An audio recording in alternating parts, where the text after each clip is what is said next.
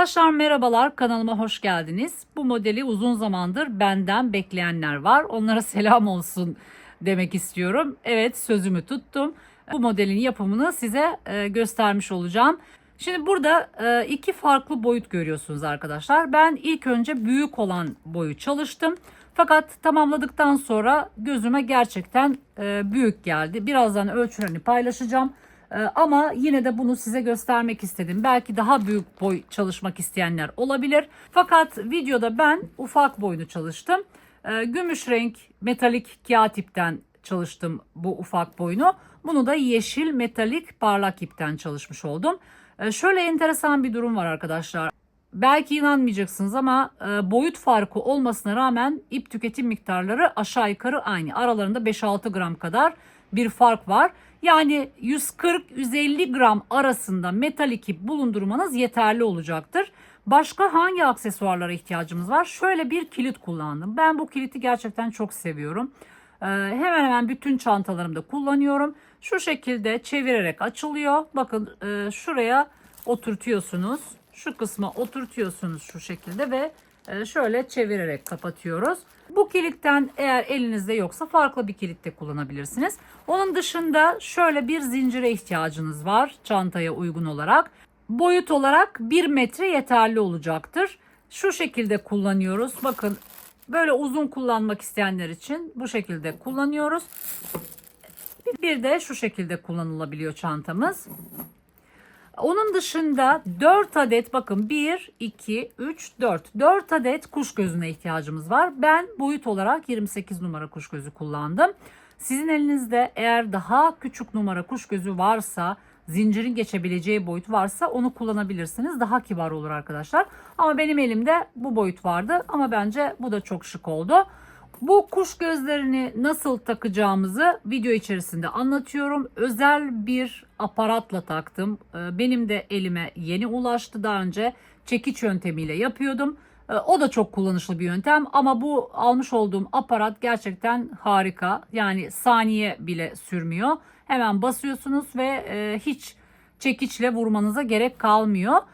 Fiyatı da gerçekten tahmin ettiğiniz kadar yüksek değil. O aparata sahip olmak isteyenler için de açıklamalar kısmında link bırakıyor olacağım. Şimdi ölçülerini vereyim size arkadaşlar. Bakın küçük boyun ölçülerini önce paylaşayım. Bu videoda anlatmış olduğum model. Şöyle kabaca ölçeceğim. 28-29 santim uzunluğunda. Boyunu da şöyle ölçecek olursam yaklaşık 15 santim. Bu büyük boy olanı da şöyle en geniş kısmını kabaca ölçtüğüm zaman 33-34 santim. Boyumuz da yaklaşık 18 santim. Yani enden yaklaşık 5 santim gibi fark var aralarında. Boydan da yaklaşık 3 santim kadar fark var. Şimdi ben başlangıç zincir sayısı olarak bu küçük olanı anlatıyorum. Eğer size bu küçük gelirse bunu yapmak isterseniz 5-6 zincir daha fazla çekerek bu boyutlara ulaştırabilirsiniz. Şunu da söyleyeyim. Aslında başlangıç zincirini ben videonun başında veriyorum bu çanta için. Fakat yine de sizin ölçüleriniz oynayabilir. Çünkü çoğunuzun da bildiği gibi bu iplerin kalınlıkları çok değişken arkadaşlar. Benim bu kullanmış olduğum ipler ince ipler değil. Yani orta kalınlıkta ipler diyebilirim. Bu iplerin bazıları çok ince olabiliyor. Çok bükülmüş olabiliyor. Elinizde metalik ipler varsa eğer böyle çok bükülmüş olanı tercih etmeyin. Biraz daha böyle az bükülmüş olanları oluyor. Onlar biraz daha kalın görüntüde oluyor. Daha yumuşak oluyor. O yüzden şu kenar tığlamasını yaparken çok daha rahat yaparsınız. Ama elinizde yoksa da olanları kullanabilirsiniz. Bu çantanın güzelliği ne derseniz bence formu. Yani burada ters sık iğneden oluşan bir kenar tığlama yapıyoruz. Ve çok şık bir hava katıyor. Bakın gerçekten çok şık duruyor. Burada da aynı şekilde bakın kenar tığlaması yaptım. Çantanın yapılışı çok zor değil arkadaşlar. Belli bir zincir yaptıktan sonra taban yapmıyoruz. Sadece üçle köşelere dönüyoruz. Belli bir yüksekliğe kadar yani aşağı yukarı çantanın yarısına kadar artış yapıyoruz. Daha sonra düz örüyoruz. Daha sonra kapağımıza geçiyoruz. Belli bir yere kadar düz örüyoruz. Şu kuş gözlerinin sonuna kadar düz örüyoruz. Daha sonra eksiltme bölümünü yapıyoruz. En son tığlamamızı yapıyoruz ve bitiriyoruz. Eğer astar kullanmak isterseniz benim size tavsiyem parlak saten kumaşları tercih edin. Çok daha şık olacaktır. Ben astara ihtiyaç duymadım çünkü çok aşırı delikli bir çanta değil, gördüğünüz gibi. Astarsız da kullanabilirsiniz. Evet, bu kadar arkadaşlar. İsterseniz artık çantanın yapılışına geçelim.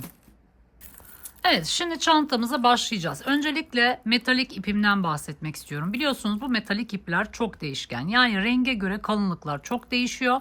Ben aslında ilk uyguladığım zaman ebruli rafyadan yapmıştım arkadaşlar. Yani bükümlü olmayan, yani böyle düz yassı bir şerit halinde bir görüntüsü var. Dolayısıyla metalik iple yapmaya karar verdiğimde ip seçimimi biraz ona yakın bir ip tercih ettim. Yani bakın, gümüş renk bir ip kullanacağım. Fakat çok aşırı bükümlü değil. Yani rafyanın biraz bükümlüsü gibi düşünün. Öyle yumuşak, güzel bir yapısı olan bir iple çalışacağım. Siz de ip seçiminizi yaparken böyle çok aşırı bükümlü olmamasına dikkat edin arkadaşlar. Yine her türlü ipten olacaktır ama çok böyle aşırı kaba, kalın olan ipleri de tercih etmeyin. Çünkü yanlarında farklı bir teknik göstereceğim arkadaşlar. Yani ters sık iğneden oluşacağı için ipiniz yumuşak olursa çok daha rahat yapabileceksiniz. Evet, şimdi zincir çekerek başlıyoruz. Ben ipime uygun olarak toplam 35 adet zincirle başlayacağım. 35 adet zincirimi çektikten sonra aşağı yukarı size referans olması için bir ölçü paylaşacağım. Fakat birinci sırayı ördükten sonra size referans verecek olan kısım orası olacak arkadaşlar. Çünkü bazılarınız daha gevşek çekebilir, bazılarınız daha sıkı çekebilir zincirlerini. O yüzden İpinize göre benimle aramda fark var mı diye ilk sırada belli olur arkadaşlar. Yani ilk sırada benden kısa veya daha uzun çıktıysa ölçünüz, başlangıç zincirini ona göre biraz daha kısa veya daha uzun çekebilirsiniz. Öncelikle bu konuda anlaşalım. Yani ele göre ve ipe göre maalesef ölçüler oynayacaktır. Yapacak bir şey yok.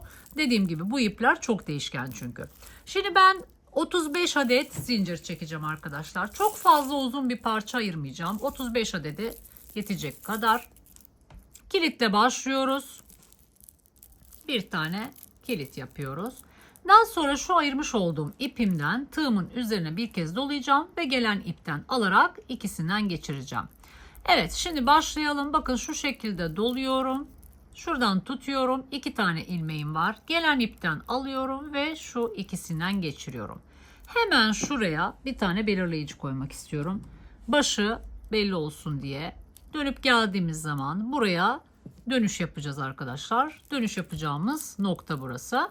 Ve devam ediyoruz. Ayırmış olduğumuz ipimizden bir tur şu şekilde tığımıza doluyoruz ve gelen ipten şu şekilde geçiriyoruz. Bir kez tığımıza doluyoruz. Gelen ipimizden ilmek alıp şu 2 ilmekten geçiriyoruz. Her zamanki yaptığımız yöntem.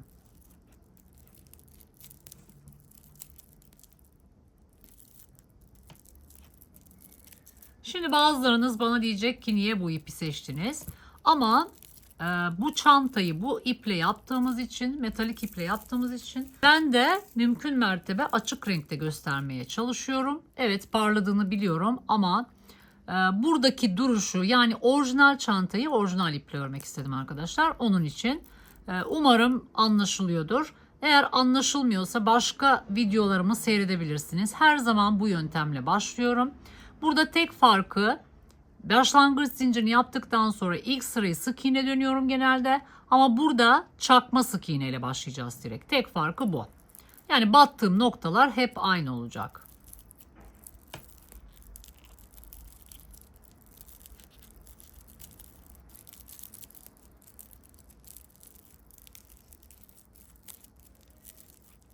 Evet, bu şekilde devam edelim. Toplam 35 adet zincir çekip geliyorum.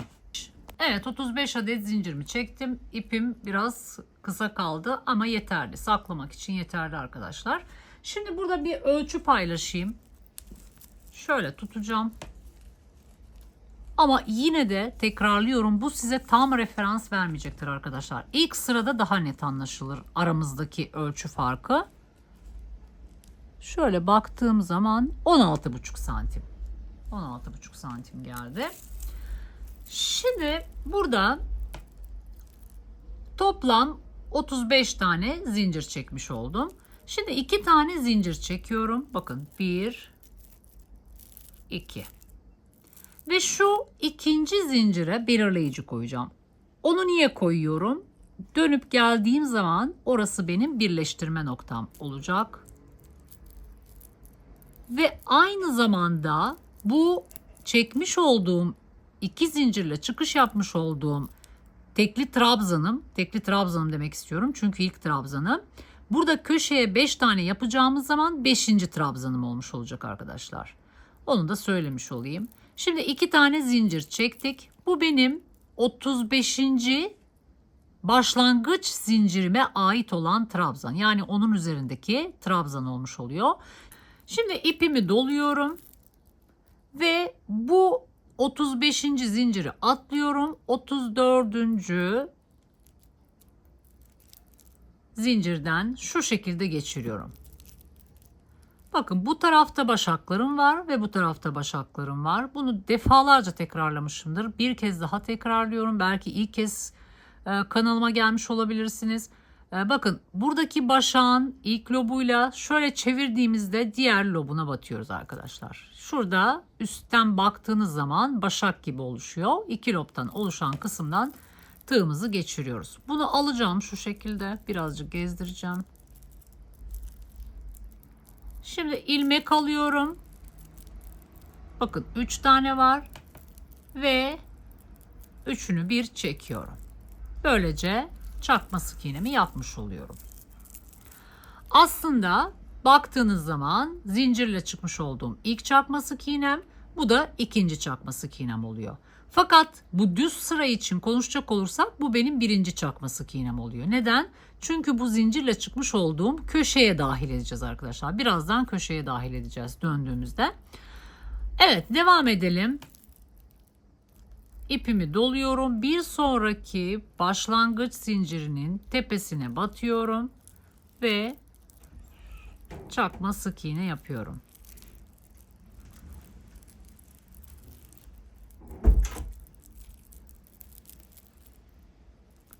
Devam ediyoruz. İpimi doluyorum. Bir sonraki zincirin tepesine batıyorum.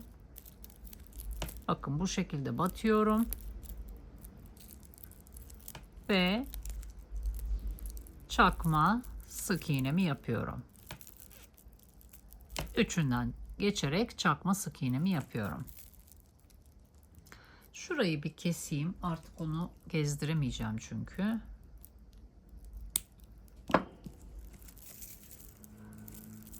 Şimdi daha net anlaşılacak. İpimi tığıma doluyorum. Bakın şu şekilde şöyle iğneyle göstereyim. Bakın burada başaklarım var ve tepede başaklarım var. Buraya girmiştim. Şimdi gireceğim nokta bakın şurası arkadaşlar. Daha sonra şuraya gireceğim. Daha sonra diğerine gireceğim.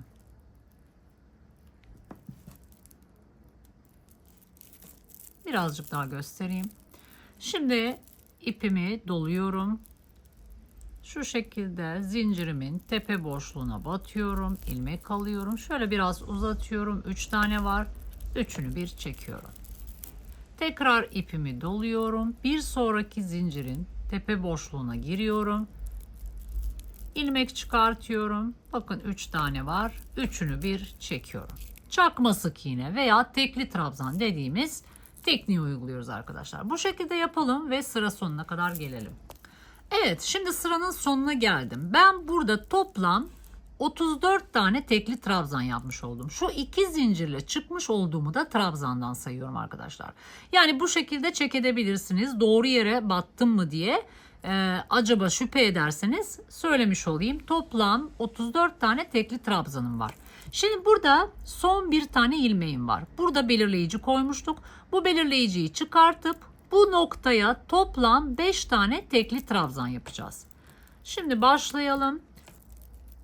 Şimdi belirleyicimi çıkarttım. İpimi tığıma doluyorum. Çıkarttığım noktaya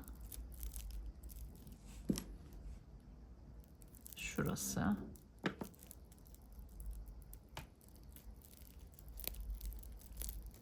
Şu şekilde tığımı sokuyorum, ilmek alıyorum. Şöyle uzatıyorum. Bakın 3 tane var. Şimdi ilk tekli trabzanımı yapıyorum. Ve buraya bir tane belirleyici koyalım. Bu dönüş köşesinin ilk tekli trabzanı. Devam ediyorum. Şimdi aynı noktaya ikinci tekli trabzanımı yapıyorum. Devam ediyorum. Yine ipimi dolayıp aynı noktaya batıyorum. Ve üçüncü tekli trabzanımı yapıyorum. 1, 2, 3. Tekrar ipimi doluyorum ve aynı noktaya batarak dördüncü tekli trabzanımı yapıyorum. Tekrar ipimi doluyorum. Aynı noktaya batıyorum. Ve 5. tekli trabzanımı yapıyorum. Şimdi tekrar bir belirleyici koyalım.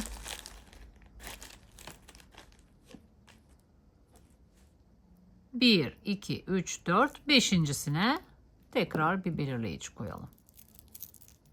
Burası dönüşün 1. ilmeği, burası da 5. ilmeği. Saymak için iyi olacaktır arkadaşlar. Şimdi diğer tarafı yapacağız çünkü. Bu tarafta toplam 34 tane tekli trabzan yapmıştık. Diğer tarafta da yine aynı şekilde 34 tane tekli trabzan yapacağız. Şimdi bakın burası benim ortak noktam. İlk batacağım nokta şurası arkadaşlar. Bakın şurada tepe gibi gözüken yerlere batacağız. Bakın V gibi diyeyim daha doğrusu. Bakın şuradaki zincirin diğer tarafında kalan başaklara batarak devam edeceğiz. Şimdi tekrar ipimi doluyorum. İlk başağa şu şekilde batıyorum. Bakın battım. 2 lop oluyor. Ve tekli trabzanımı yaptım. Bu diğer köşenin ilk tekli trabzanı. Tekrar ipimi doluyorum. Bir sonraki tepe boşluğuna batıyorum. V gibi olan kısma batıyorum ve tekli trabzanımı yapıyorum. Tekrar ipimi doluyorum. Gelen tepe boşluğuna batıyorum. Bu şekilde bakın V gibi olan başak olan noktaya batıyorum.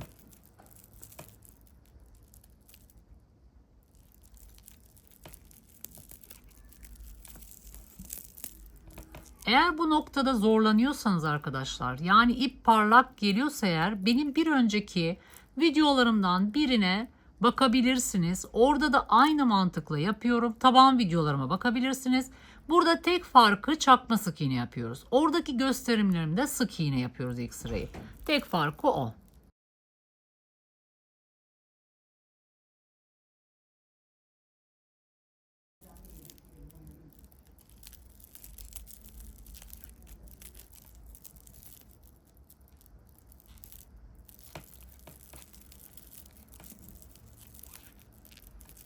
Evet. Bakın bu şekilde bu yöntemle yaptığımız zaman bakın burada hiç aralık olmuyor arkadaşlar ve birazcık da sıkı oluyor. O yüzden bu yöntemi tercih ediyoruz. Evet, şimdi ben toplam 34 tane çakma sık iğnemi yapıp şu sıra sonuna kadar geliyorum. Evet, şimdi bakın sıranın sonuna geldim. Şimdi 34. çakma sık iğnemi yaptım arkadaşlar. Buraya 34. çakma sık iğneme bir tane belirleyici koyuyorum. Şimdi burada başta da bir tane belirleyici koymuştum. Yani bu başında 2 zincirle çıkmış olduğum bir trabzan, burada da bir trabzan, 2. Şimdi aynı noktaya 3 tane daha yapıp bu köşeyi tamamlamış olacağız arkadaşlar. Şimdi aynı noktaya batıyorum. Bakın buradan saydığımda 1, 2, ikinci trabzanımı yapıyorum. Bir tane daha batıyorum. 1, 2, 3, üçüncü trabzanımı batıyorum. Burada bir tane var. Demek ki buraya son bir tane daha yapacağım. 5'e tamamlıyoruz. 5. 1, 2, 3, 4. Şuradakini birleştirerek 5 yapacağız arkadaşlar. Burayı çıkarıyorum ve şöyle şuradan kaydırıyorum. Dolayısıyla burada 1, 2, 3, 4, 5 tane tepem oluyor. Şimdi bundan sonra artık spirale çevireceğiz arkadaşlar. Önce burada bir ölçü paylaşayım.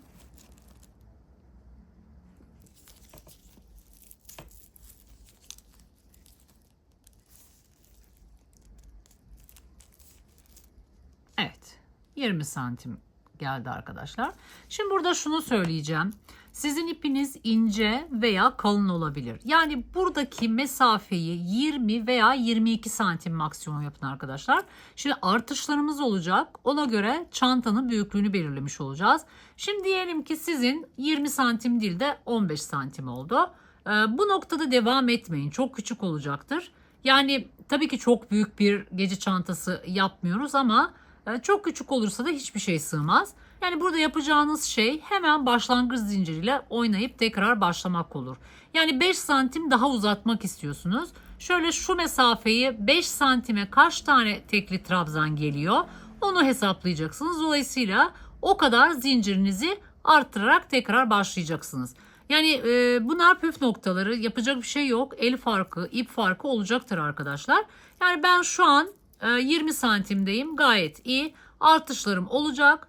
Yani çok büyük olmayan bir gece çantam olmuş olacak. Şimdi devam ediyoruz. Şimdi burada ne yapmış olduk? 5 tane köşe için tekli trabzan. Burada da 5 tane köşe için tekli trabzan yapmış olduk. Şimdi bundan sonra üst sıraya çıkış yapacağım ve devam edeceğim. Yani benim aslında küçük bir tabanım olmuş oldu. Bundan sonra artık taban yapmayacağım. Direkt gövdeye çıkış yapacağım. Fakat daha ilk sırada ne yapacağım? Şu yan ortalardan birer ilmek artıracağım. Şimdi devam ediyoruz arkadaşlar. Bakın burada zincirle çıkmış olduğumun üzerindeyim. Şimdi ikinci trabzanımı hemen şuraya batacağım. Aslında dibi gibi oluyor arkadaşlar. Buraya batacağım. Bakın buraya batacağım. Yani buraya batmayıp şuraya batarsanız bir tane atlamış olursunuz. Şimdi birleştirmemi yaptım. Zincirin üzerindeyim. Yani zincirle çıkış yaptığım trabzanın üzerindeyim. Şu şekilde ipimi uzatıyorum. Bir tur çeviriyorum. İpimden alıyorum. Ve bakın şu aradan geçiriyorum. İlmeğin içinden değil. Aradan geçiriyorum. Ve şu iki ilmekten şu şekilde geçiriyorum. Yani özel bir çıkış yapıyoruz arkadaşlar. Bu benim birinci trabzanım. Devam ediyoruz. Hemen dediğim gibi dibinde olan noktaya batıyorum. Ve tekli trabzanımı yapıyorum. İkinci sıraya çıkış yaptık. Şimdi burada bakın şu tepelere batmayacağız. Bakın şu tepelere batmayacağız. Çünkü kapak kısmını da arkalı önlü öreceğimiz için görüntü teknik itibariyle aynı olması için şu aralara batacağız arkadaşlar. Bakın tam şu aralara batacağız. Tepe noktasına değil, şu arasına batacağız. Bakın şöyle göstereyim. Şöyle arkadan da göstereyim. Yani şu aradan girmiyoruz arkadaşlar. Tepeden girmiyoruz. Trabzanın tam ortasından giriyoruz. Bakın şu şekilde çıkmış oluyorum.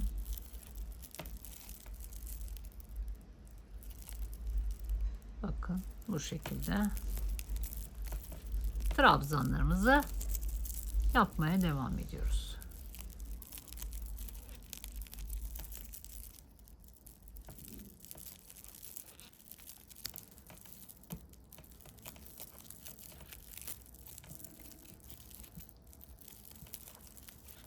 Evet. Bu şekilde örmeye devam ediyoruz. Bakın şu şekilde olacak çantamız. Şuradan itibaren hep artış yapacağımız için hafif şöyle bir artışımız olacak. Şimdi ben burayı tamamlayacağım. Şurada diğer taraftaki artış noktasına kadar örüp geleceğim. Evet bakın diğer köşeye doğru geliyorum. Şu an döngünün içine girdim. Onu çıkarttım. Buraya tek batıyorum. Bakın diğerine de tek batıyorum. Orta noktaya gelmeye çalışıyorum. Şimdi buraya da tek batacağım. Şuraya çift batacağım arkadaşlar. Tam orta noktaya gelecek şekilde çiftimi koyacağım. 2 defa batacağım yani. Aynı noktaya 2 tane tekli trabzan yaptım. Şimdi bu çiftimizi yaptıktan sonra bakın şurada bir tane geçiş için kaydırma yapmıştık. Buraya da yapacağım arkadaşlar. Buraya da yapacağım. Çünkü buraya yapmazsam bir boşluk oluyor. O yüzden oraya da yapıyorum. Bakın dolduruyorum orayı. Şimdi bakın bu ilk trabzanla iki trabzanın arasına girerek spirale çeviriyorum artık arkadaşlar. Bakın şöyle artık spirale çeviriyorum. Şimdi buraya spirale çevirdiğim için yerim belli olsun diye şöyle olacak bakın. Yerim belli olsun diye şuraya alt sıralara belirleyici koyuyoruz. Ki sıramızın başı ve sonu belli olsun diye. Ve devam ediyoruz.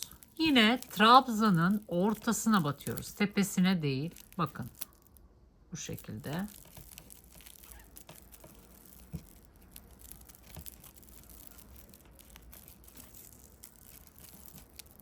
Bakın.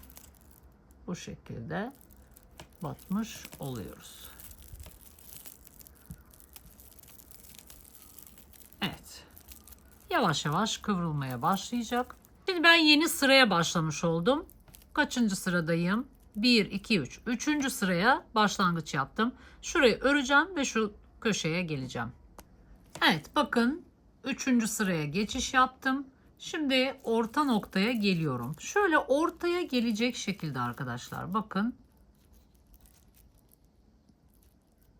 Ortası şurası. Ortaya gelecek şekilde çift yapıyoruz. Bakın. Tam trabzanın arasına giriyorum. Uzatıyorum. Birinci çakma sık iğnemi yaptım. Aynı noktaya batıyorum. Ve ikinci çakma sık iğnemi yapıyorum. Ve artık diğerlerine tek batıyorum. Bakın. Trabzanın arasına batıyorum.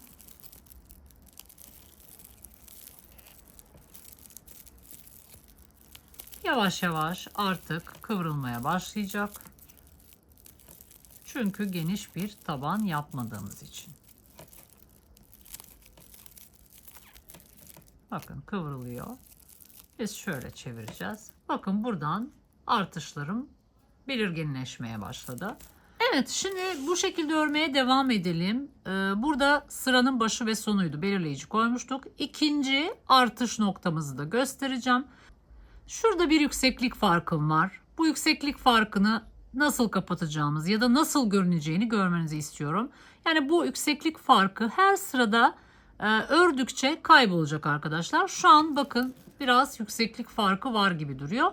Ama diğer sıralarda zaten kaybolacak. Yani spirale çevirip sonuna kadar spiral şeklinde örmeye devam edeceğiz. Evet, şimdi ikinci dönüş köşesindeyim. Ortaya doğru gelmeye çalışıyorum.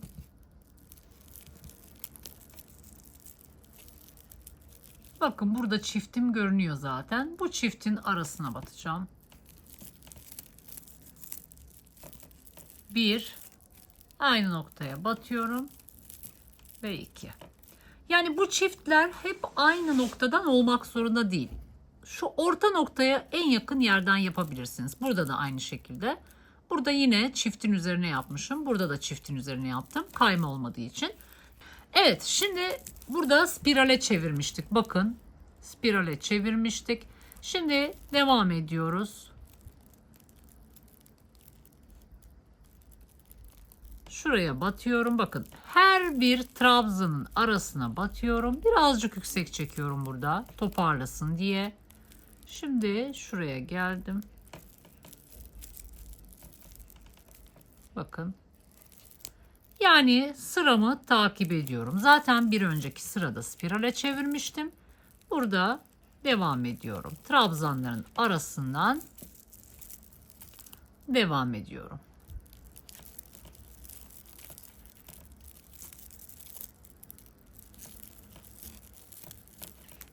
Bakın yükseklik farkı artık yok gibi bir şey, toparladı. Çıktıkça daha da toparlayacak. İlk sırayı taban gibi düşünün. 5 ile köşeleri döndük. Daha sonra 2 sıra daha örmüş oldum. 2 sıra gösterdim size. Evet arkadaşlar, ben şimdi gövdemi tamamladım. Bu kısımları göstermedim çünkü bu kısımlar çok basit. Yani bu kısımları göstererek video uzatmak istemedim ama şöyle bir özetleyeceğim ne yaptığımı. Şimdi bir sıra taban yaptık. Yani 5 ile köşeleri döndükten sonra 2 sıra, şu şekilde göstereyim. 2 sıra artış yaptım. Sol yan taraftan ve sağ yan taraftan ortaya denk gelecek şekilde. Ve daha sonra artışlarımı şu noktaya kadar devam ettim. Şimdi bir sıra taban, daha sonra 1, 2, 3, 4, 5, 6, 7, 8, 9, 10, 11. Yani toplamda 22 tane tekli trabzanı arttırmış oldum. Ve bakın bu şekilde çantam genişlemiş oldu. Şimdi buraya kadar olan ölçüyü paylaşayım öncelikle. Bakın şurası benim artışımın bitişi. Şöyle 8,5 santim arkadaşlar. Şöyle genişliğini de paylaşacağım. Şuraya kadar artış yaptıktan sonra şöyle ölçelim. Bakın yaklaşık 28 santime ulaşmış oldum. Şimdi 11 sıra artış yaptıktan sonra artışın bittiği sırada ben 12. sıramı tamamlamış oldum. Çünkü tabanda da bir sıra vardı. Daha sonra üzerine 1, 2, 3, 4, 5. 5 sırayı düz ördüm. Bakın düz örmeme rağmen hafif yine şöyle bir kavis var. Tabii bu parçamı ben ütüledim. Ütülenmiş şekilde ölçülerimi paylaşıyorum. Şimdi düz kısmını da tamamladım. Bu kısmının da ölçüsünü vereyim. Ütüledikten sonra bakın ölçüm 29 santim gelmiş. Bu şekilde tabansız kullanacağız bu çantayı. Yani asla taban yapmıyoruz. Sadece dönüş için köşelerde 5 ile dönmüş olduk. Böyle yassı bir şekilde ütülüyoruz güzelce. Şimdi bundan sonra artık kuş gözlerimizi yerleştireceğiz arkadaşlar. Kuş gözlerimizi nasıl yerleştireceğiz? Şimdi bakın burada ben tam yan ortalara gelecek şekilde belirleyicilerle yerlerini tespit ettim. Şimdi kuş gözlerimi nasıl yerleştireceğim? Şimdi buradan 1, 2, 3, 4 trabzan bırakacağım ve buradan deliğimi açacağım. Buradan da aynı şekilde 1, 2, 3, 4 tane trabzan bırakacağım ve kuş gözü için deliğimi oluşturmuş olacağım. Şimdi kaç sıra yapmış oldum totalde? Bakın tabanı da içine sayıyorum. 1, 2, 3, 4, 5, 6, 7, 8, 9, 10, 11, 12, 13, 14, 15, 16, 17. 18. sıraya başlangıç yapıyorum. Bu benim gövdemin son sırası olmuş oluyor. Peki ne kadar boya çıkmış oldum? Onu da söyleyeyim. Eğer bu ölçüler size ufak gelirse birazcık büyütebilirsiniz. Bakın ben 12 santime ulaşmışım. Şimdi bir sıra daha geçtikten sonra yaklaşık 12,5-13 santime tekabül etmiş olacak benim gövdem. Şimdi kuş gözlerimizi gövdemizin son sırasında açacağız. Yani şimdi 18. sıraya başlangıç yapıyorum. Gövdemin son sırası. 2 tane kuş gözü için boşluğumu açacağım. Böyle geleceğim, öreceğim. Hem öreceğim hem boşluklarımı açacağım. Karşı tarafa geçeceğim. Bakın sınırım burası. Sıramın başı ve sonu burası. Buraya gelmiş olacağım. Daha sonra o boşlukların üzerinden tekrar 3 sıra öreceğim. Tekrar kuş gözlerimi açacağım ve aynı zamanda kapağımı oluşturmaya başlayacağım. Şimdi başlayalım. Yan ortalarımı ayırdım. Ön kısmıyla arka kısmı ilmek sayılarım aynı arkadaşlar. Onu söyleyeyim, farklı olmasın. Hem ölçüye bakın hem denk geldiği noktaya bakın. Yani böyle gözünüze düz gelecek şekilde tam yan ortalara belirleyicilerinizi koyun. Şimdi ben belirlemiş oldum. Şöyle şuradan itibaren başlayayım.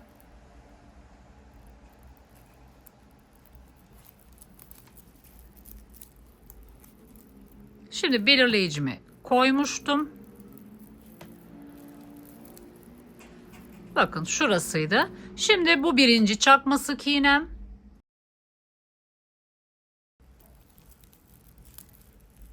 İkinci çakma sık iğnem. Üçüncü çakma sık iğnem. Ve dördüncü çakma sık iğnem. Yani şöyle ölçecek olursam kuş gözüm buraya gelirse hoş olur diye düşündüm. Yani şöyle 2 santim buradan, 2 santim de buradan ayırmış olacağım boşluk için.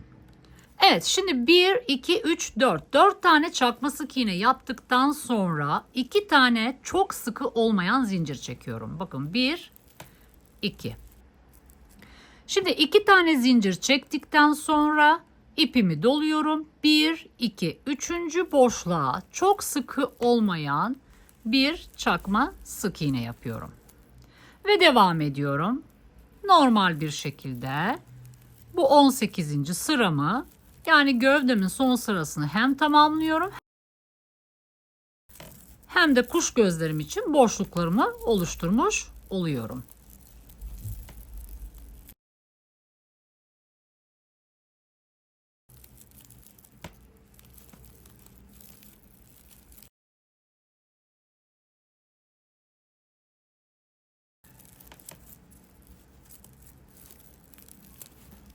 Evet, bu şekilde devam ediyoruz. Şimdi buranın yerini tespit edelim arkadaşlar. Bakın şimdi 1, 2, 3, 4 tane çakma sık iğne bu şekilde bırakmış olacağım. Buradan 1, 2 boşluk bırakacağım. Şu iki belirleyici arasına şu boşluğumu oluşturmuş olacağım. Evet, şimdi bakın boşluğumu oluşturmak üzere son buraya trabzanımı yapacağım. Son tekli trabzanımı yaptım. Şimdi bakın önümde 2 tane tepe boşluğu var. Yani bunları atlayarak yapacağım. Öncelikle çok sıkı olmayan 2 zincir yapıyorum. Daha sonra şu belirlemiş olduğum diğer belirleyicinin yerine çakma sık iğnemi yapıyorum. 1, 2 boşluk atlayıp buraya çok böyle sıkı olmayan çakma sık iğnemi yapıyorum. Şimdi şuraya kadar geleyim. Kuş gözünü göstereceğim arkadaşlar.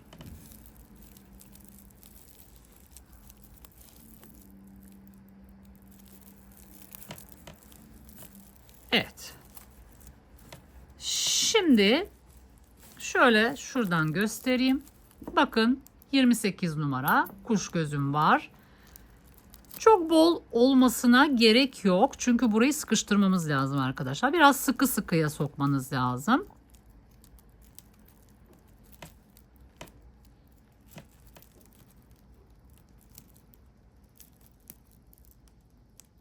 Bakın rahatlıkla giriyor.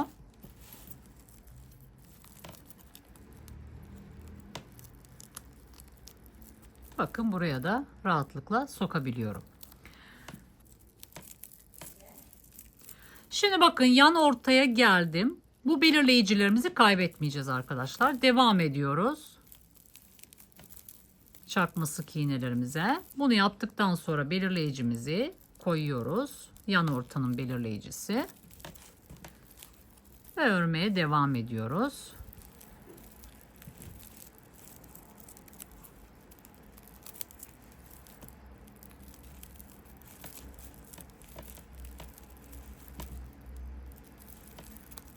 Yine trabzanların arasına batıyoruz arkadaşlar. Unutmayın.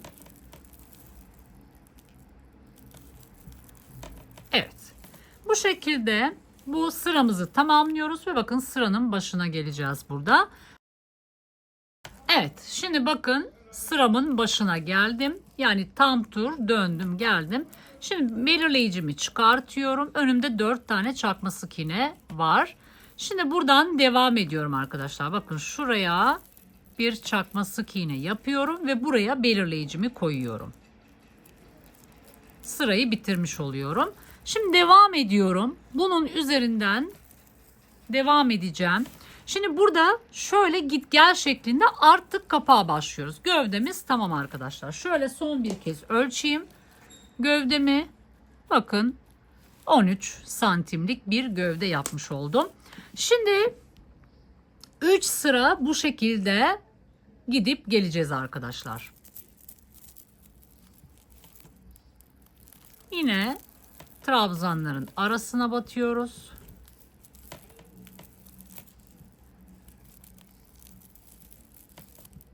Bu şekilde battım. Şimdi burada şöyle yapacağız. Çok sıkı olmayan 2 tane trabzan yapıyoruz içine. Bakın bol tutuyorum bu şekilde. Daha sonra bakın bir sonraki trabzanın boşluğuyla devam ediyorum. Bunu da çok sıkı yapmayalım. Kuş gözümüzü yerleştirirken bize sıkıntı yaratmasın. Evet, gayet rahat girer. Artık kapak kısmına geçtik. Gövdemizi tamamlamış olduk.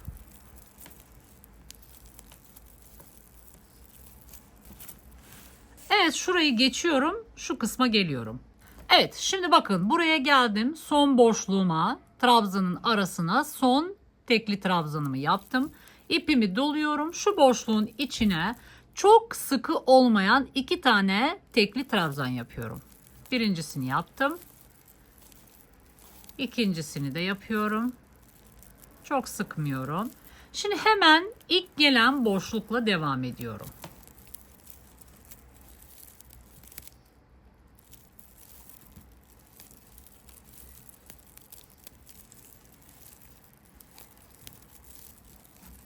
Bir, iki, üç. Bunu çıkartıyorum. Ve 4. Şimdi şöyle bakalım. Evet.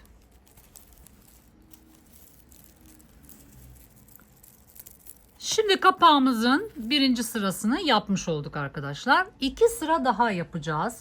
Arkalı önlü yapacağız. Şimdi buradan 1, 2 zincir çekiyorum ve ters çeviriyorum. Şimdi bakın.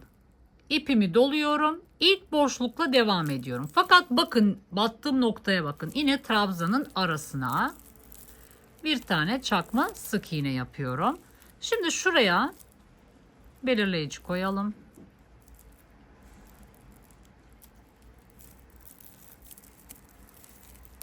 Ve devam ediyorum. Bir sonraki çakma sık iğnenin arasına batarak devam ediyorum.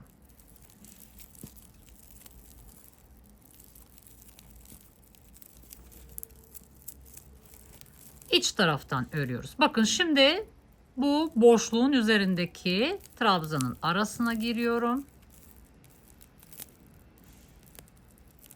Battığınız noktaya dikkat edin arkadaşlar. Trabzanların yani şuradaki bacağının içine batmayın. Yani 2 trabzan arasındaki boşluğa batın. Eğer o bacağının üzerine denk gelecek şekilde batarsanız şuradan görüntünüz çok çirkin olur. Onu söylemiş olayım. Dikkat edin oraya.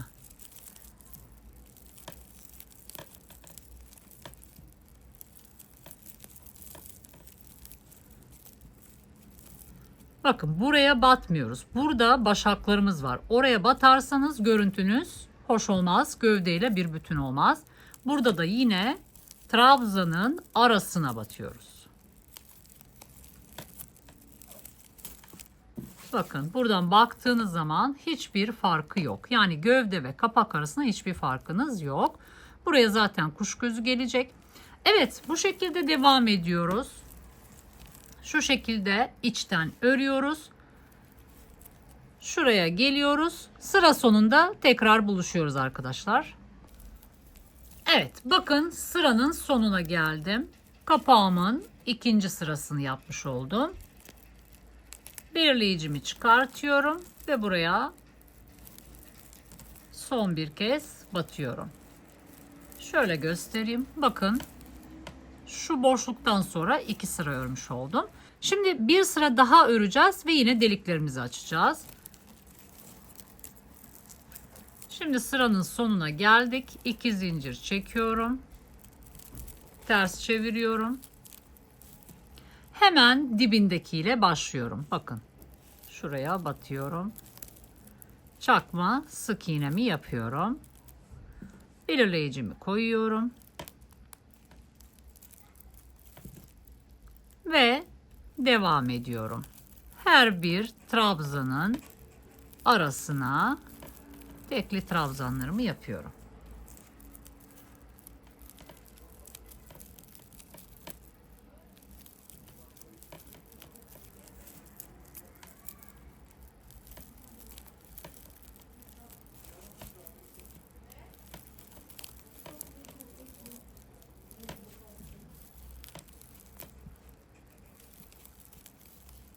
Evet. Bakın bu şekilde devam ediyorum. Şu sıranın sonuna kadar geliyorum. Evet, şimdi sıranın sonuna doğru geliyorum. Bakın buraya batıyorum. Ve buradaki son araya batacağım. Bakın şuraya son araya batacağım.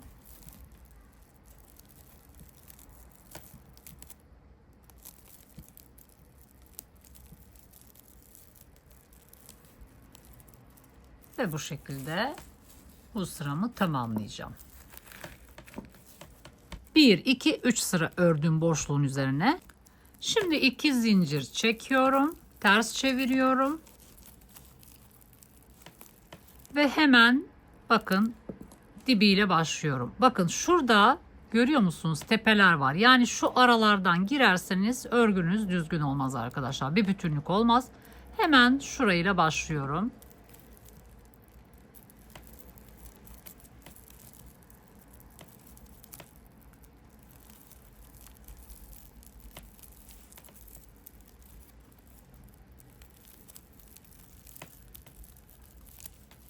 Bir, iki, üç, 4 tane çakma sık iğne yapmış oldum. 2 tane sıkı olmayan zincir çekiyorum. Bakın şu boşluğun hizasındayım şu an. Bakın şu boşluğun hizasındayım. İpimi doluyorum. 1, 2 boşluk atlıyorum ve üçüncüsüne trabzanın arasına çok sıkı olmayan bir çakma sık iğne yapıyorum. Ve böylece boşluğumu oluşturmuş oluyorum. Ve devam ediyorum. Yine aralara batarak çakma sık iğnelerimi oluşturuyorum. Bakın şuraya batıyorum. Evet, bu şekilde örüyorum ve nereye kadar öreceğim onun yerini de tespit edelim. Şimdi şuraya geleceğim. En son buraya batacağım. Bakın tam hizasına denk geliyor. Daha sonra 1, 2 boşluk bırakacağım. 1, 2 şuradaki aradan çıkacağım. 1, 2, 3, 4 tane de burayı yapmış olacağım. Evet, şimdi burayı geçiyorum. Şu noktaya kadar geliyorum. Evet, şimdi bakın ikinci boşluğuma geldim. Bakın 2 tane belirleyici arasında boşluk yapacağız. Şimdi bu belirleyiciye çakma sık iğnemi yapıyorum.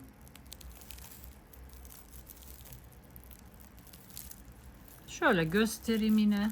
Tam hizasında. Şimdi çok sıkı olmayan 2 tane zincir çekiyorum. İpimi doluyorum. Bakın 1, 2 boşluk atlıyorum. 1, 2, üçüncüsüne çakma sık iğnemi yapıyorum. Yine çok sıkmıyorum. Ve devam ediyorum. Bir sonraki trabzanın arasına çakma sık iğnemi yapıyorum. Bakın 1, 2, 3,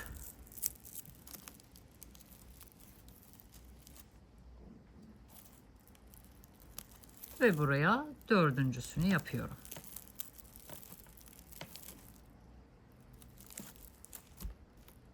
Evet, burayı da bitirmiş oluyorum. 2 zincir çekiyorum ve şu şekilde ters çeviriyorum. Şimdi normalde hemen dibine batarken burayı atlayacağım ve şu noktaya batacağım arkadaşlar. Eksiltmeyi o şekilde yapacağım. Bakın 3 tane var. Şu şekilde üçünü bir çekiyorum. Geldiğim zaman ilk boşluğum şurası olacak arkadaşlar. Buraya belirleyici koyacağım. Çünkü en son buraya batacağım. Devam ediyoruz.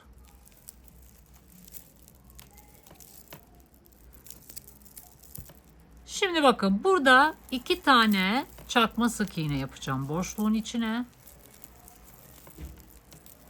Çok sıkmıyorum. Devam ediyorum ilk boşlukla. Bakın.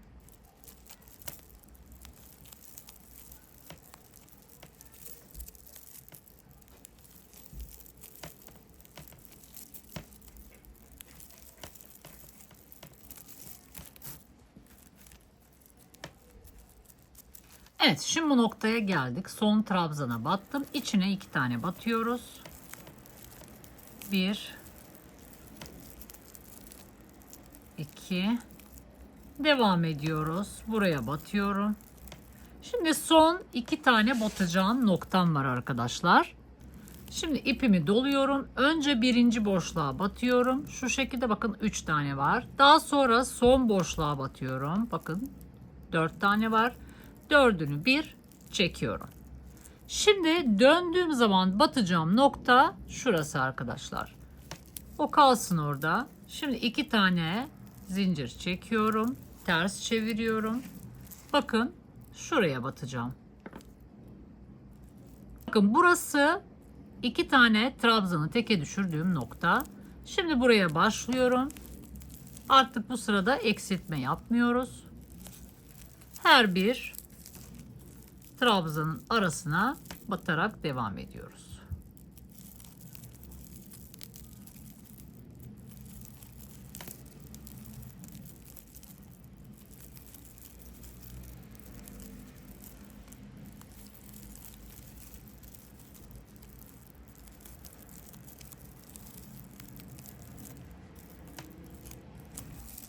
Evet, şimdi bakın sıranın sonuna geliyorum. Buraya batıyorum. Ve buraya batıyorum son kez. Bu sırada eksiltme yapmamış olduk arkadaşlar. Şimdi bu sırada eksiltme yapacağız. 2 zincirle dönüş yapıyorum.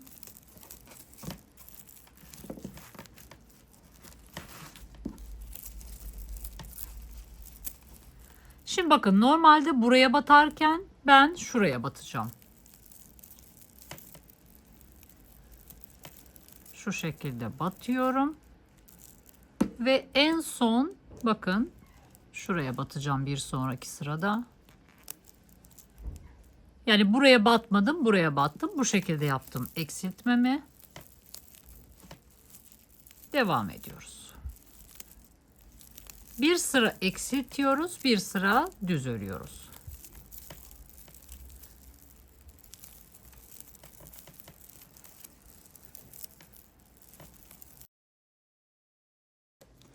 Evet, şimdi bakın sıranın sonuna geldim. 2 tane boşluğum var. 1, 2. Tığıma ipimi doluyorum. İlk boşluğa sokuyorum. İlmek alıyorum. Bakın 3 tane var. Daha sonra tekrar diğer boşluğa tığımı sokup ilmek alıyorum. Bakın 4 tane var. Şimdi dördünü bir şu şekilde çekiyorum arkadaşlar. Ve burayı tamamlıyorum. Evet arkadaşlar, ben şimdi eksiltmelerime devam ettim. O kısımları göstermedim çünkü aynı şeyi yapmış oldum. Bakın kuş gözünden sonra kaç sıra örmüşüm? 1, 2, 3, 4, 5, 6, 7, 8, 9, 10. Şimdi burada bir ölçü paylaşayım. Kapak için ne kadar çalışmışım. Şuradan itibaren ölçeceğim. Bakın şu şekilde 9 santim kadar çıkmışım. Şimdi son sırayı beraber yapacağız. Şu köşeleri biraz böyle yuvarlak yapmak için, yani çok keskin bir dönüş olmaması için şöyle yapıyoruz. Böyle kaldıktan sonra ters çeviriyorum şu şekilde. Hiç zincir çekmeden bunu yapıyorum. Şimdi bakın, ilk gelen boşluğa bir tane sık iğne yapacağım. Ve daha sonraki gelen boşluklara çakma sık iğne ile devam edeceğim.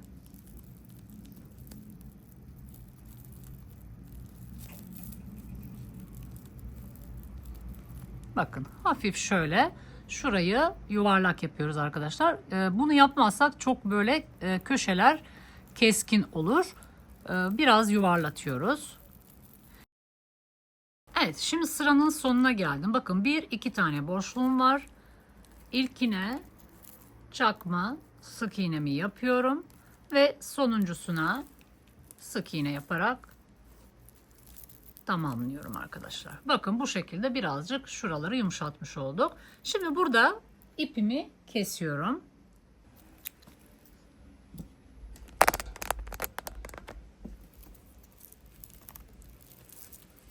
Şu şekilde bir düğüm atıyoruz ve bu şekilde bırakıyoruz. Şimdi kenar tığlamasına geçiyoruz arkadaşlar. Şu kenarı ve şurayı ters sık iğne yapacağız. Aynı zamanda şu ağız kısmına da ters sık iğne yapacağız.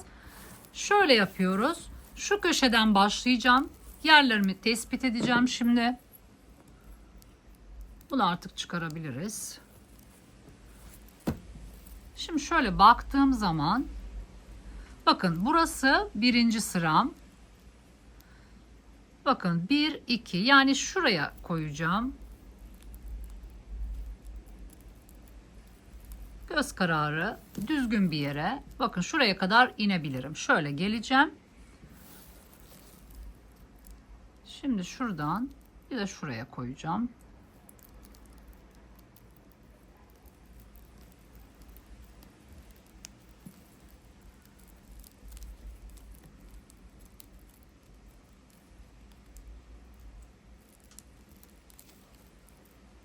Evet, şuralara kadar ineceğim.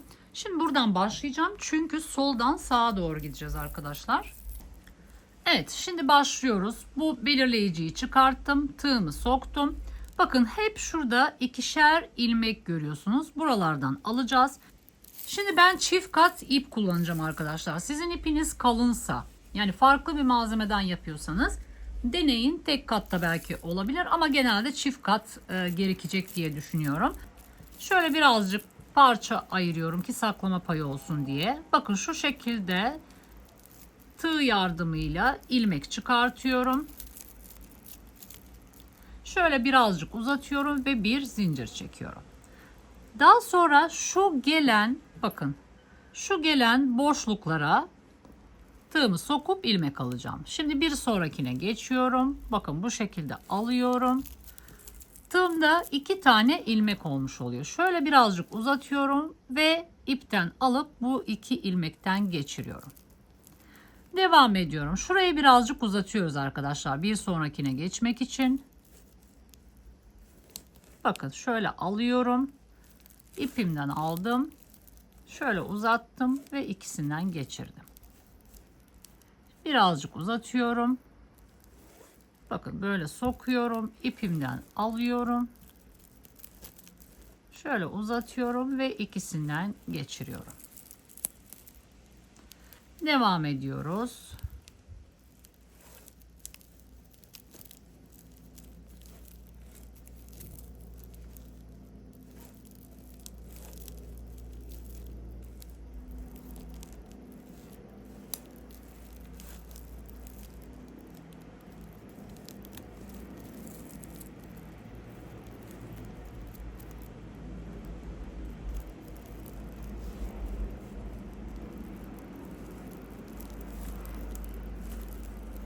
Evet, bu şekilde devam edelim arkadaşlar. Şu köşeye kadar gelelim. Evet, bakın, şimdi şu köşeye kadar geldim. Şimdi bu şekilde devam etmeyeceğim arkadaşlar. Bu şekilde devam edersem şu görüntü arka kısımda kalmış olur. İp takacağım. Şurayı en son yapacağım. Şimdi şöyle devam ediyorum. Bakın şu ön kısımdaki ağız kısmıyla devam edeceğim. Daha sonra buraya geleceğim. Şimdi bu şekildeyim. Şöyle dönüş yapıyorum. Bakın bir sonrakine.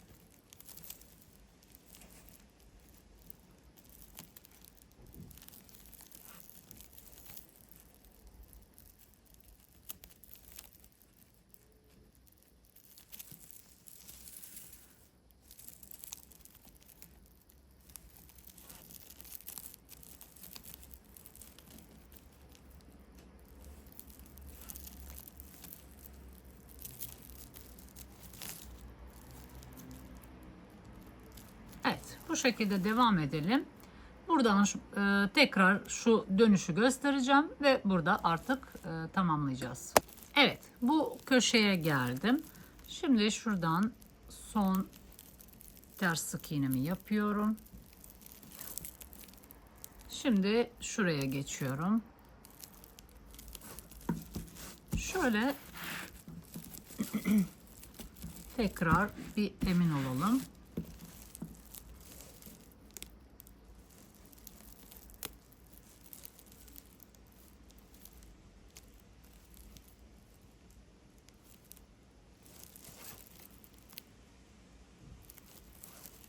Şimdi bir sonrakine geçeceğim.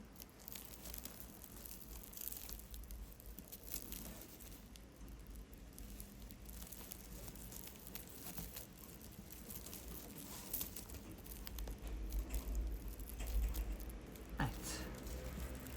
Bu şekilde geçiş yapıyoruz. Yani bir tane atlamış oldum arkadaşlar. Çok sıkışık oluyor diye. Oradaki gidişata bakarsınız. Atlayabilirsiniz bir tanesini.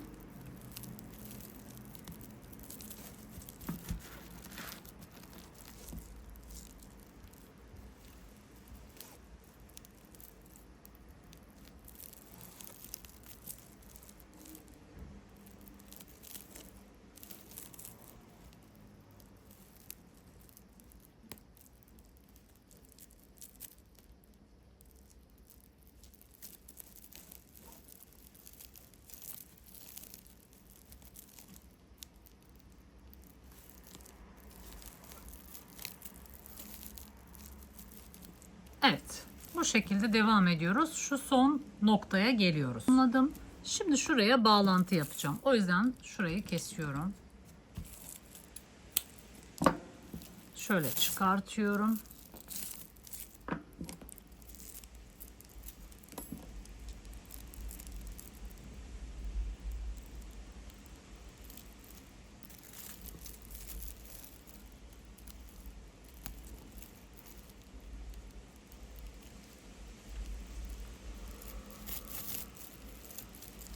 Bakın şu şekilde bitiriyoruz.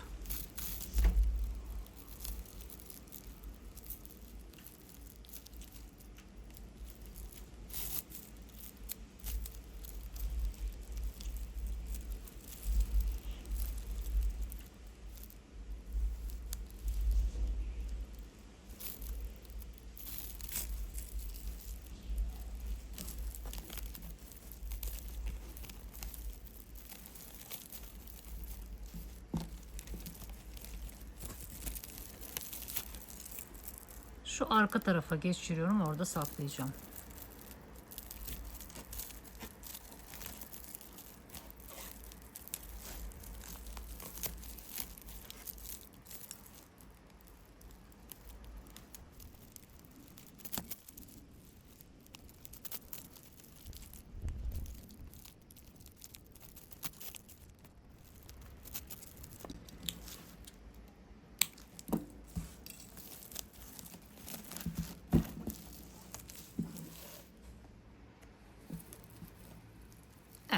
Şimdi şunu da gizleyelim.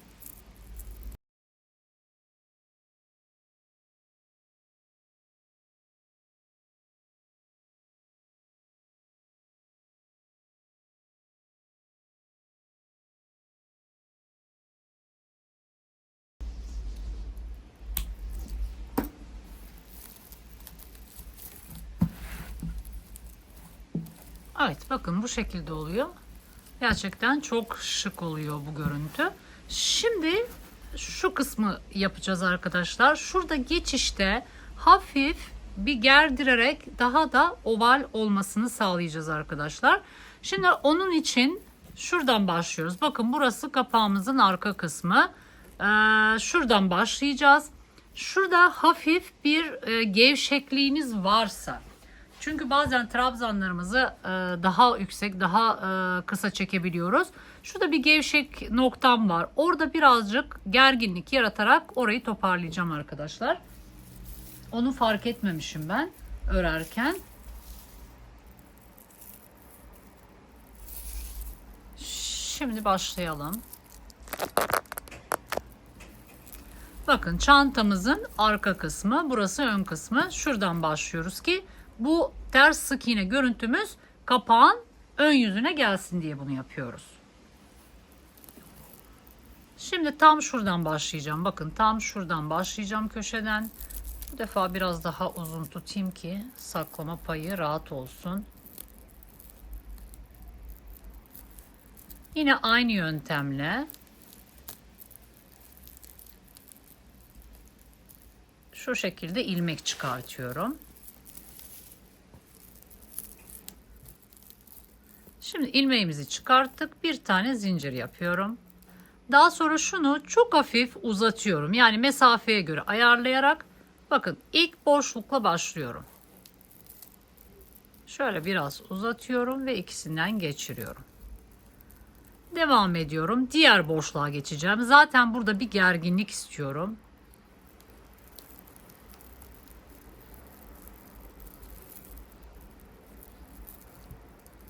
Diğer boşluğa geçiyorum.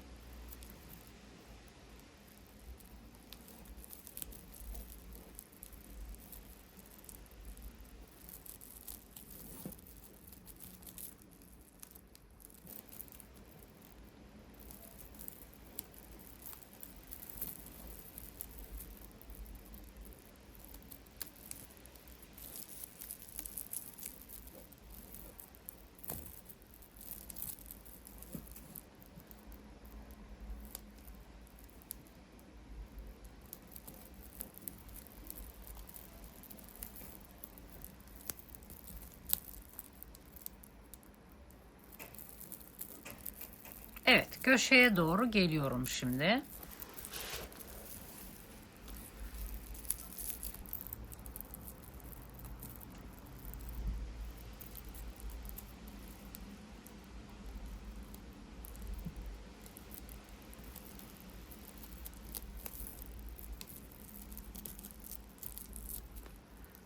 Evet, bakın köşeye geldim. Şimdi şuradakini atlıyorum, bir sonrakine geçiyorum. Orada birazcık dönüşü daha yuvarlak yapmak için yapıyoruz bunu. Devam ediyorum.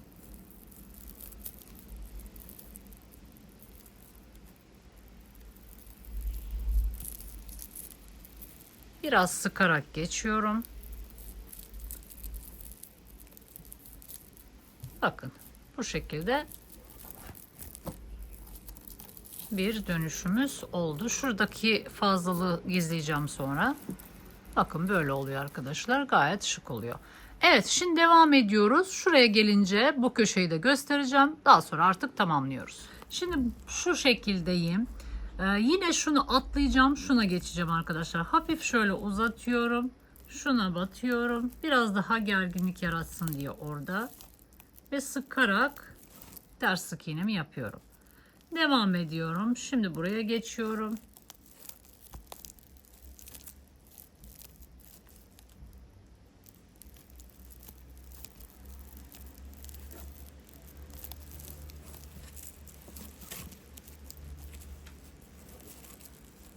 Şöyle bakalım. Evet.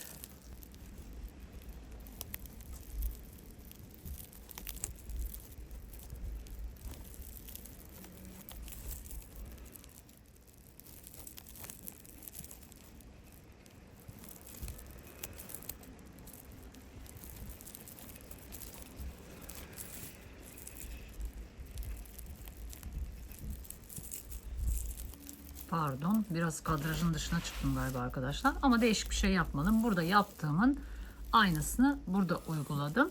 Şimdi sona geliyorum.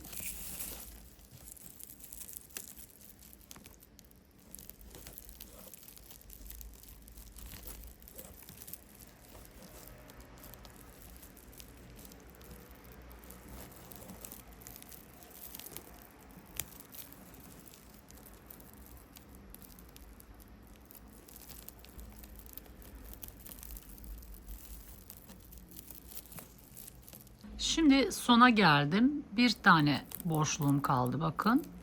Oraya da yapıyorum.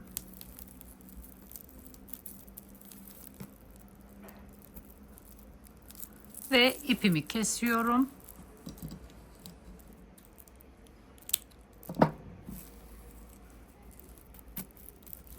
Buradan çıkartıyorum. Şuraya bağlantı yapacağım.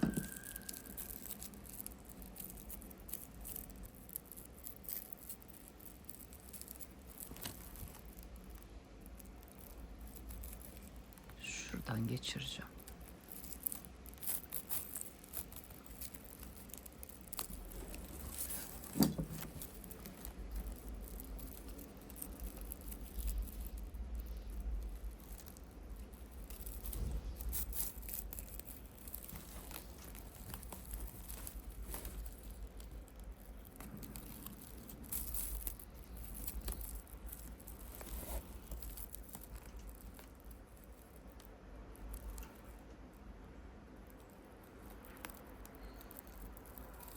Arkada gizliyoruz.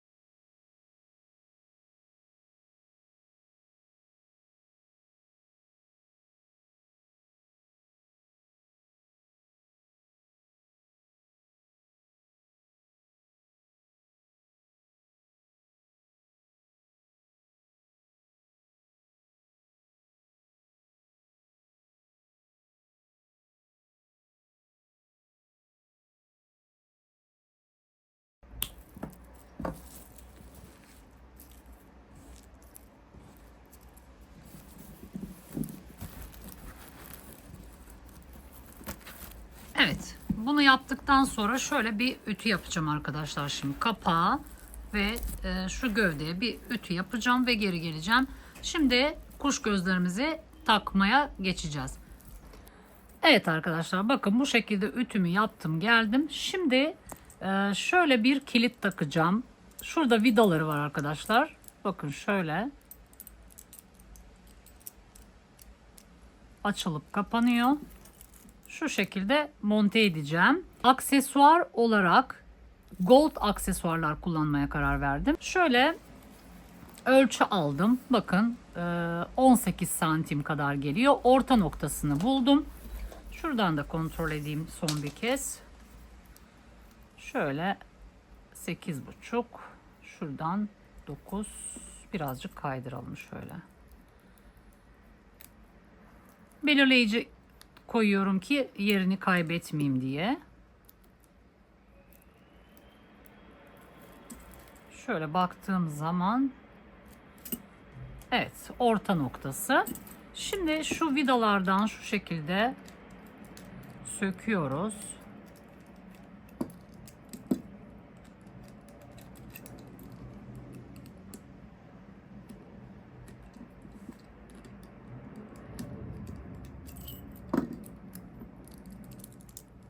İlk önce üst parçayı yerleştireceğiz.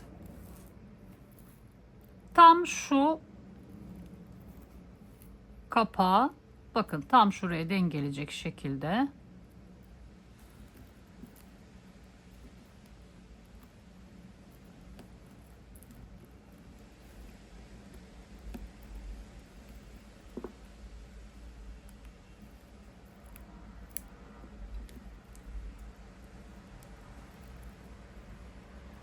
şöyle kontrollerimi yapayım.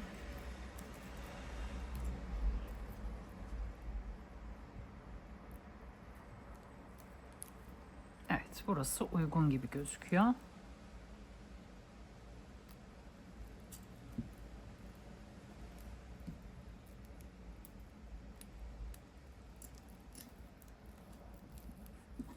Şuradan şöyle birazcık destek alıyorum, açıyorum.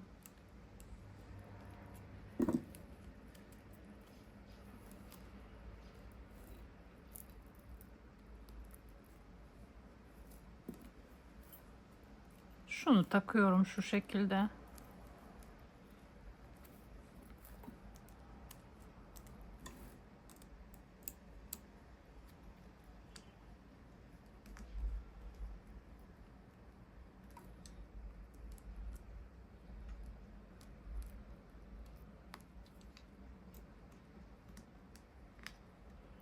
Ve sıkıştırıyorum.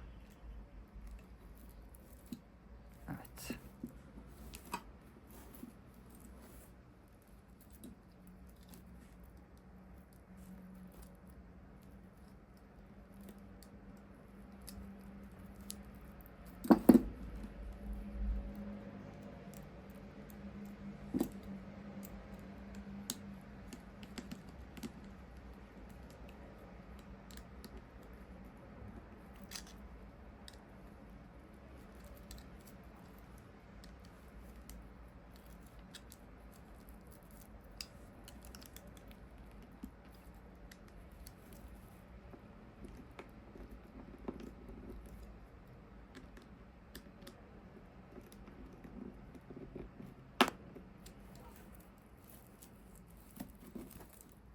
Şimdi şu parçayı yerleştirirken çok böyle sıfıra sıfır yapmıyorum. Çok az bir pay bırakıyorum. Çünkü içerisine bir şey yerleştireceğimiz zaman şişeceği için çantamız kapanma sorunu olmasın diye.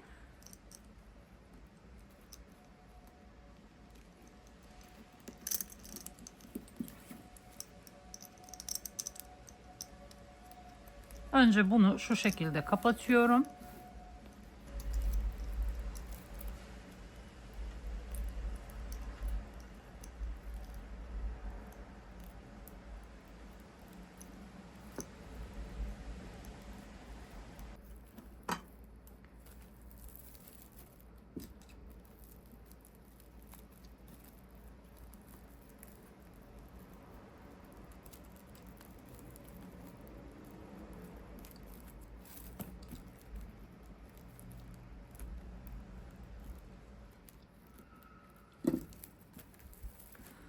Bakın bu şekilde koyuyoruz. Aslında bunun bir aparatı vardı. Şu an yanımda yok. Şimdi bu böyle sıkışmış oldu.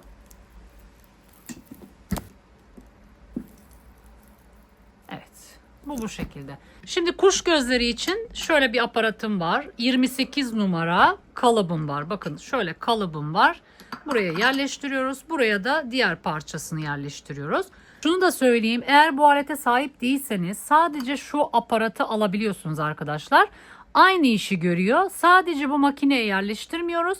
Çekiçle vuruyoruz arkadaşlar. Aslında aynı mantık. Burada sadece şöyle pres yaparak sıkıştırmış oluyoruz. Ben de bu aparata yeni sahip oldum.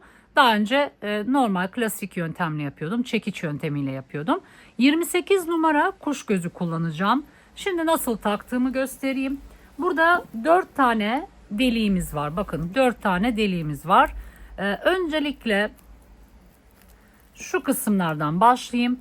Bakın şöyle ilk önce kuş gözümü yerleştiriyorum.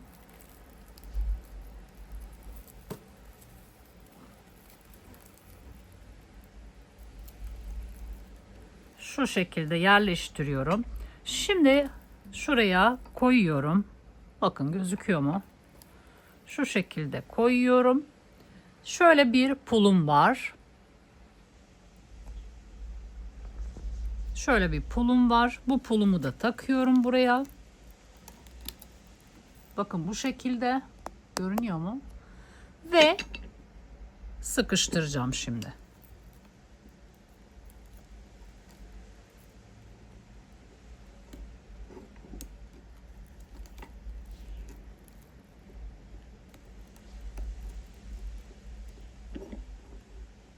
Bakın şöyle.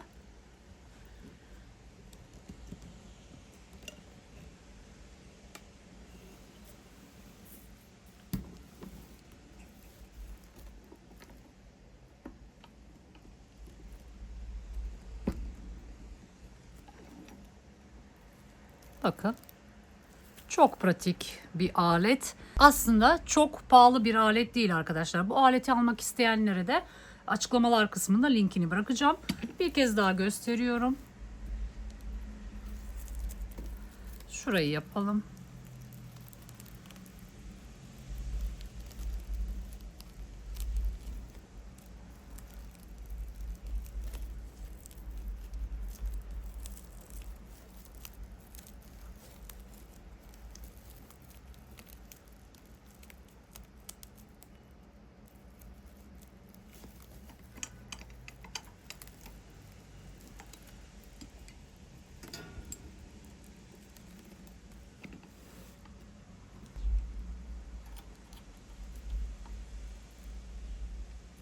Bakın pulumu taktım. Şimdi bakın şöyle birazcık şu tarafını, bakın şu tarafını şöyle bastıracağım.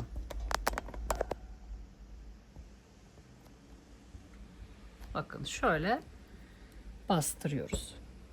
Tık yapıyor ve sıkışıyor orada. Evet. Bakın bu şekilde yerleştirmiş oluyoruz arkadaşlar. Şimdi şu iki tanesini de yapıp geri geleceğim. Şöyle bir zincir kullanacağım. Onu da nasıl takacağımızı göstereceğim. Ve artık çantamızı tamamlamış olacağız. Yaklaşık 1 metre zincir yeterli. Ben şöyle bir zincir seçtim. Şimdi şöyle yapıyoruz. Şimdi ilk önce buradan geçiriyoruz. Bakın buradan geçirdim. Daha sonra şu kısımdan geçiriyorum. Bakın şu şekilde geçirdim.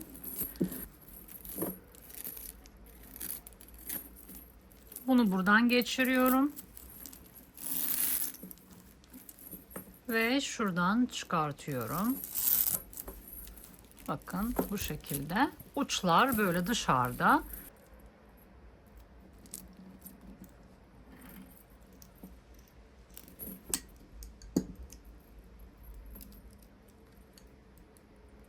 Şimdi şu parçamı ayırmıştım.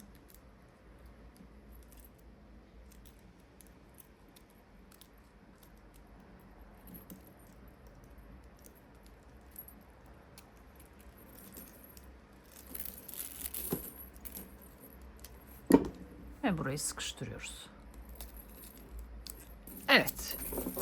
Ve böylece çantamızı tamamlıyoruz arkadaşlar. Bakın şimdi şöyle kullanımı olacak. Bakın böyleyken uzun kullanabilirsiniz veya omuzunuza takmak istediğiniz zaman şu şekilde kullanacaksınız. Bakın. Şu şekilde kullanacağız. İsterseniz içine astar da yapabilirsiniz ama ben astara gerek duymadım şu an. Bu dolduğu zaman tabii daha hoş gözükecektir. Çok hafif şöyle. Zaten gece çantası olacağı için ne olabilir? Bir cüzdan olabilir, anahtar olabilir. En temel ihtiyaçlarımız işte ufak bir makyaj çantası olabilir. Evet arkadaşlar, çantamızın son hali bu şekilde. Bakın 2 renk çalıştım. Videonun açılışında da zaten bahsetmiş oldum. İstediğiniz boyutu çalışabilirsiniz. Her iki boyutta çok kullanışlı ama ben yine de tercihimi küçük olandan kullanıyorum. Çok daha kibar, çok daha gece çantasına uygun bir model olduğunu düşünüyorum. Evet, bu kadar arkadaşlar. Geldik bir videonun daha sonuna. İzlediğiniz için teşekkür ediyorum. Bir sonraki modellerimde görüşmek üzere. Şimdilik hoşça kalın.